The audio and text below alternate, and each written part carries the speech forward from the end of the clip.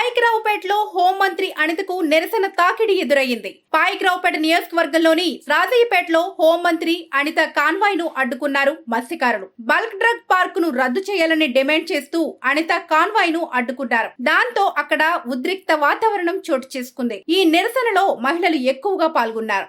దీనితో నిరసనకారులను అడ్డుకోవడం మరింత కష్టంగా మారింది. త్రాగే నీరు, భూమి కలుషితమవుతాయని, కాబట్టి బల్క్ డ్రగ్ పార్క్ ను ఈ ప్రాంతంలో రద్దు చేయాలంటూ నిరసన తెలిపారు. ఈ క్రమంలోనే బల్క్ డ్రగ్ పార్క్ సమస్యపై కమిటీ వేస్తామని హోంమంత్రి అనిత సమాధానమిచ్చారు. ఈ సమస్యను సీఎం దృష్టికి తీసుకెళ్తానని హామీ ఇచ్చారు అనిత. అయితే కమిటీకి మత్స్యకారులు అంగీకరించలేదు. హోంమంత్రి కాన్వాయ్ ముందు బైఠాయించి నిరసన తెలియజేశారు. పోలీసుల సాయంతో భయపెట్టే ప్రయత్నం చేసినా మత్స్యకారులు వెనక్కి తగ్గలేదు. మత్స్యకారులు భారీ సంఖ్యలో చేరుకొని తమ నిరసనను తెలియజేశారు. తమ సమస్యకు తక్షణమే పరిష్కారం చూపాలని డిమాండ్ చేశారు. దాంతో అక్కడ ఉద్రిక్త పరిస్థితి కనిపించింది.